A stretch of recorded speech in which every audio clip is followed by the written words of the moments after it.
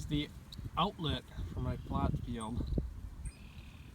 10-inch sewer pipe goes up the field here, into 6-inch runs throughout the field for most of it. And after the rain the last few days, it's booking out of there. Alright, here's up in the field. I got a little dike we built here last fall and put a 10-inch intake on it. Wasn't enough last night. I don't know if you can hear it down there on the tile. Water's just cruising through there right now. But it wasn't enough, and it came around the edge of the dike and right around to the neighbors.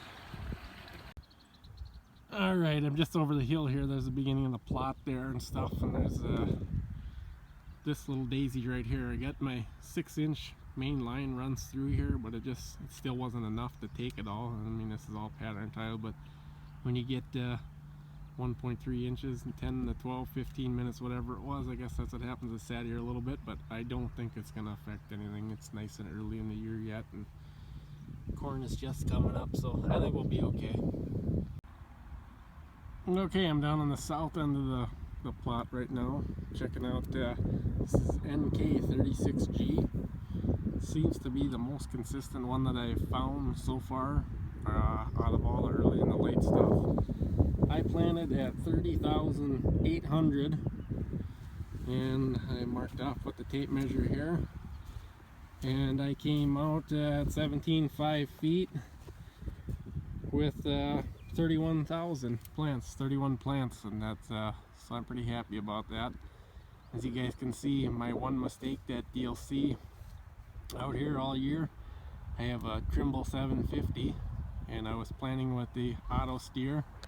I don't have the subscription for RTX or RTK or anything, so I just use the WAS signal to do this plot so I could watch the planter. And I got some fairly crooked rows, but if that's my biggest mistake all year, I'll take it because there's more corn in a crooked row anyway. So it's looking good out here. I'm pretty satisfied so far. So we'll see how things turn out. Just try and get away from this heavy May rain. It's been the biggest yield killer for me for several years running now. So I'm gonna go around to the north end and see how things look over there. Very happy with my new 1750 6-row planter, by the way. Thought it did a really nice job for me. Alright, I'm up on the north end of this plot here now, and it looks quite a bit better up here, if you ask me. Things are looking really good up here. Not as much water standing or ponding or anything. This end of the field has really high potential, and this is the late season stuff on this side. And the ones that I would say stick out over here are Cropland 4199. It's really good out of the ground. Followed by probably rank 608. That's a double pro. Is looking really good out of the ground right now too. None of them look bad. None of them concern me whatsoever. But those two stick out a little bit. They have a nice look to them right now, so we'll see how they do. Took a few stand counts. I planted at 30,800, and I'm coming up with a lot of 30 and 31 right now, even a few 32s. I think that's based off the seed size. And then when we get down here to the other stuff, the early season stuff,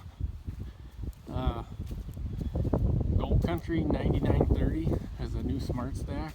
That one looks really good out of the ground. DeKalb 4747. They like that one, maybe corn on corn. That one's really good out of the ground. And some of the other ones are just middle of the road. Like I said, nothing really concerns me or anything. You can see I didn't plant very straight there with that GPS, but oh well. Least of my concerns right now. A little bit stickier in this area. I got a little culvert that comes out right over there, drops a little water from the other side of the state trail, but this'll all be fine. I'm not concerned at all. So things are looking good, looking better from this end. Glad to see at least I get to start with a good stand.